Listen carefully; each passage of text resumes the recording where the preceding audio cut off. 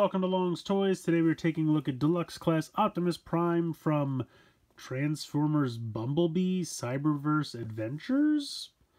I wasn't aware they changed the name of the show, but maybe they are, or planning to, or I don't know why it's called that, but this is a Build-A-Figure wave with McAdam, which if you watch Cyberverse at all, he is the bartender of a pub on Cybertron that we see in some flashbacks and things like that.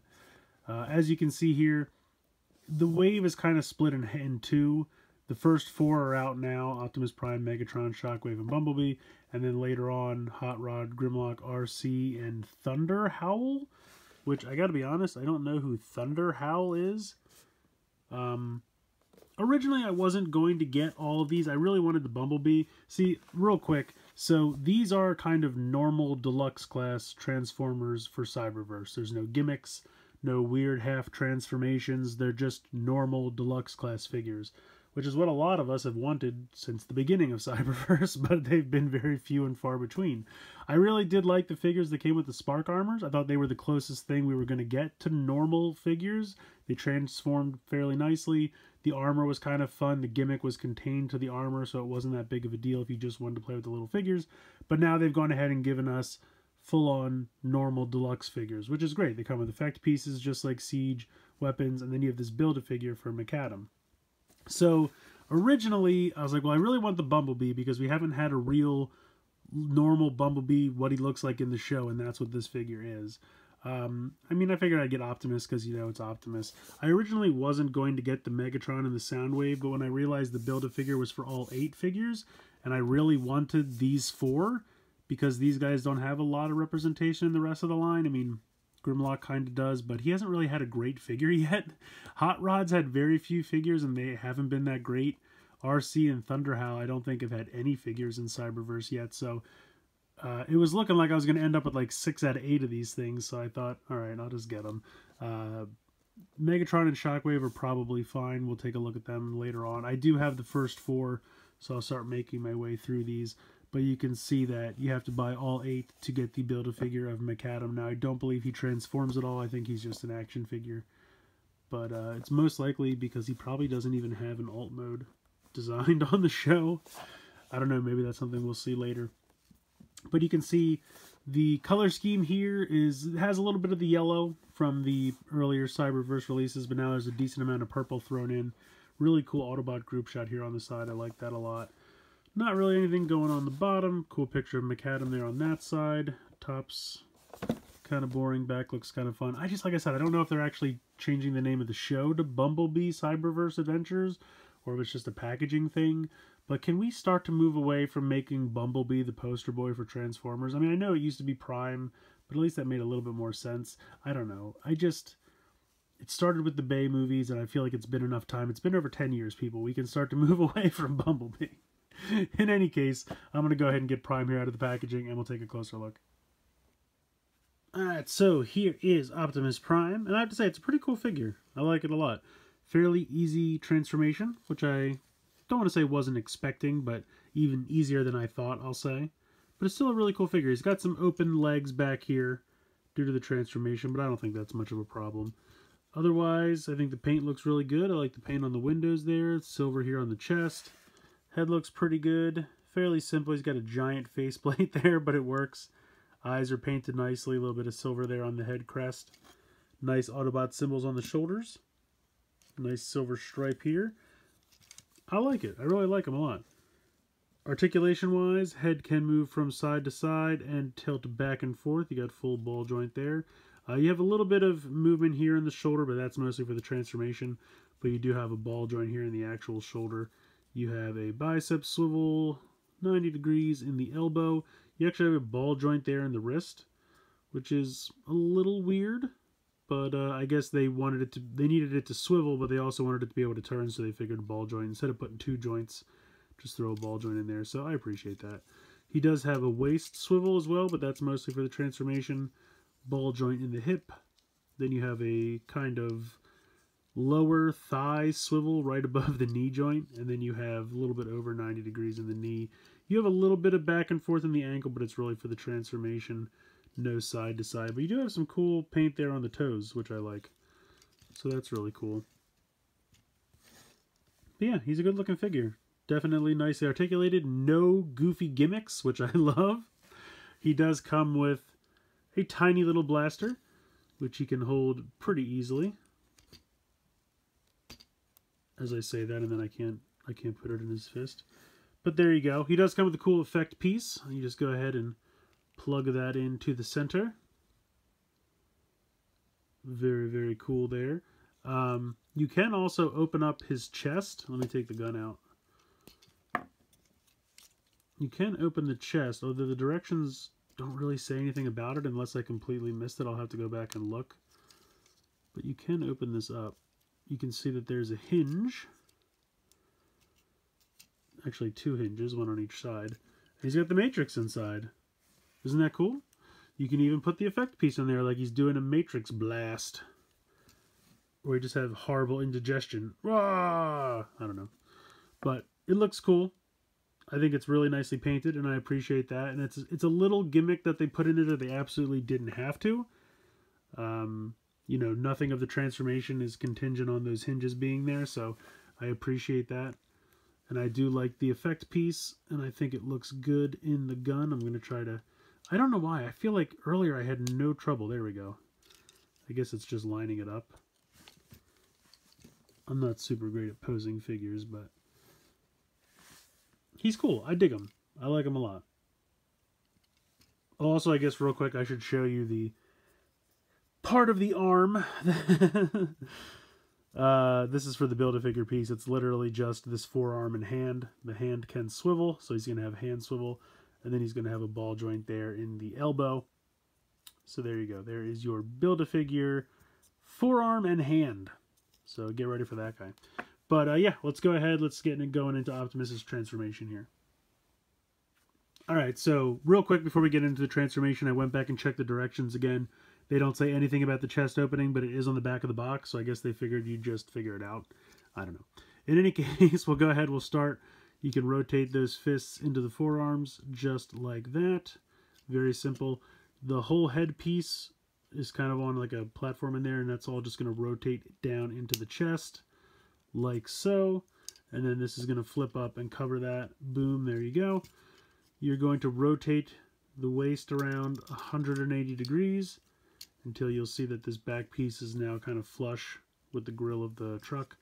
This little hingy bit is going to flip down and kind of pop into place, and that just kind of flushes out the front of the truck. You can see that's headlights, so now he's got some headlights there. Go ahead, peg the legs together, and then you can fold the toes down like that. This whole section here you can see, let me get a little bit closer, this dark gray crotch area will lift completely up. You can see that the hinge is right there, so that's going to go up as far as you can do it, and then you kind of have this hang out to the back here. Let me zoom back out. This is going to flip down on both sides like so, and then just like, well, pretty much every Optimus Prime you've ever transformed, the shoulders are going to rock back and the arms are going to fill in the sides of the cab. I know, you're shocked. Try to keep it together.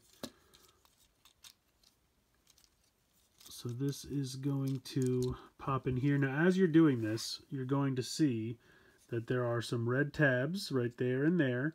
And then there are little tab spots on the leg there. So it's a little finicky, but that should peg into the sides of the legs there. And then you can see this little tab will kind of clip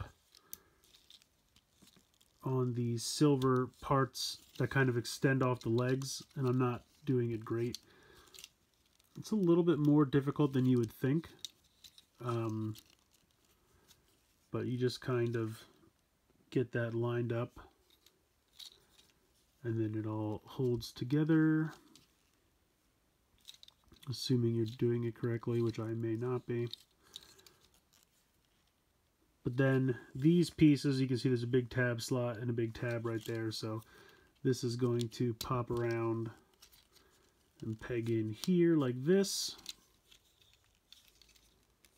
And honestly, if it's not pegged in all the way, it's not that big of a deal. It's still going to hold together pretty solidly. And there is your cab mode. So definitely a very boxy cab mode. Huge front fender, but I love the paint. Again, you have the nice window paint there. The headlights look really nice. You can still open these up in this mode if you would like. Like that, if you want them to look like a weird Cyclops cab or something and have them shoot out the Matrix in this mode, you certainly could still do that. But overall, I think it looks pretty good. It's a little tiny, I will say. Very compact. And you can take the gun and you can kind of jam it down in here. It's a little bit easier to do mid-transformation, but you can see that there's a peg hole there and the kind of a little like indentation there, and that is for this and this. So I really don't want to unhook this since I just got it hooked, but we're going to have to do it, hopefully without breaking it. Alright, let's just go ahead and do the whole thing so I don't break anything. There we go. So it'll be a little bit easier to do this mid-transformation. You can see that this pegs in here and this pegs in there, like so.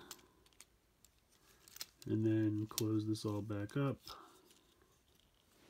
And peg those in, and then bring this back around, and then close these back up.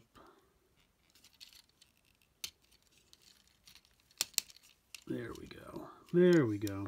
So there you go. You can store his gun right in there, and then you can see that there is a little spot here if you wanted to go ahead and put the effect piece in there. It looks a little goofy, I'll admit. I don't know. I feel like I keep something with this I don't have transformed all the way correctly. Oh, you know what? That wasn't up all the way. That's probably it. But it almost feels like it doesn't reach quite properly. I don't know. It's really weird. It's just, it holds together perfectly fine. Don't get me wrong. It's not a question of that. And I'm sure it's probably just something I'm doing wrong. There we go. How's that? How's that? Rolls pretty well. I think that looks kind of goofy, but you can certainly do it. Also, this thing is 2 pieces. So if for some reason you wanted to just like put this piece here, you could. It looks weird, but you could do it.